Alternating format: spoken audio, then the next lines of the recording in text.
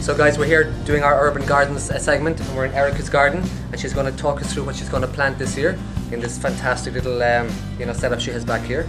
So we have a bunch of stuff here. What are we going to do? We do. Well, we're in the middle of the summer, which makes gardening a little bit different than if we were talking about the earlier part of the summer, where we probably spend most of the time starting with seeds. It's more cost effective. Yeah. The quality of the plant is better, and you can have more diversity. Okay. Because really, when you're buying seedlings, you're counting on whatever the nursery has to provide you with whatever they've been able to grow.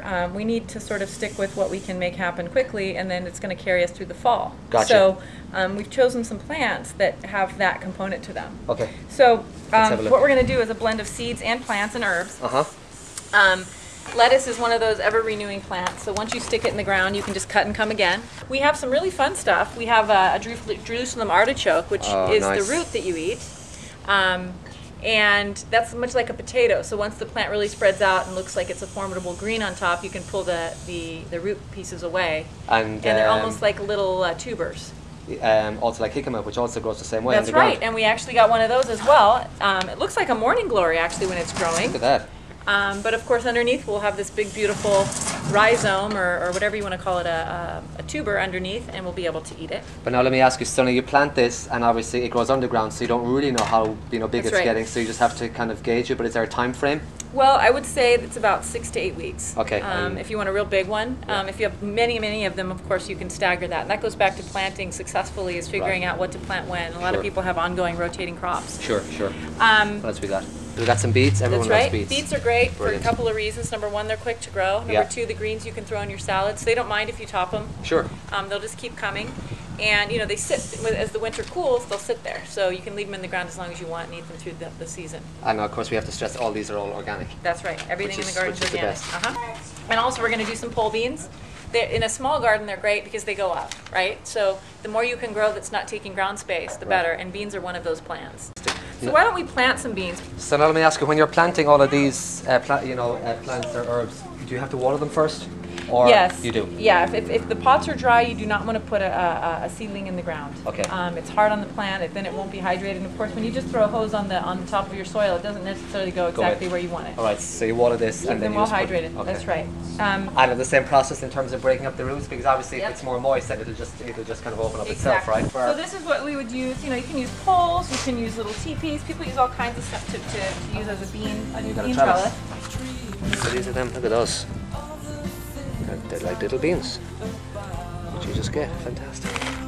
You want to make a row like this? Some people stick their finger and make deliberate holes. I'm not as organized when I garden. So you take your beans. I like to be safe and plant 2 to 3 to a hole. Okay. They don't always take. Right. And depending on your seed provider, there are seed providers that are incredibly successful. What you want to look at when you're buying your seeds online, if you buy them online or in a store, is what their propagation results are. Okay. Some places have very low propagation results. You don't want to spend all this time fixing your soil and planting and investing all your time and then to have nothing to grow. Gotcha. So you want to plop 2 or 3 seeds in your hole, and all of your seed packets will tell you what to do. They'll tell you exactly how deep you need to plant and how far apart your plants need to be. Okay. In this case, it's probably a ½ inch down, 2 inches apart. Put your little seeds in there. You certainly don't want to plant anything like that. That's not a full seed. Okay, and it's broken. Yeah. That's right. But in gardening, you don't need to be overly careful. This isn't something that's a science. It's something that's more about quantity than output. So now they're just sitting kind of on top of the soil. Now, are you going to push them down? I am. Okay, gotcha. So this is just so you can see what you've done. What you will notice also is I didn't put any fertilizer with these guys. Yes. Beans are incredibly nitrogen rich. As a matter of fact, beans enrich the soil. Right. So I didn't put anything in there to add additional fertilizer. So now you're just going to cover them lightly. And you're just going to tap them in there? That's right. Okay. And there you go. We have planted our beans. So you just need to make a couple rows of how you want them to be in your garden. Okay. They don't need tons of space between them.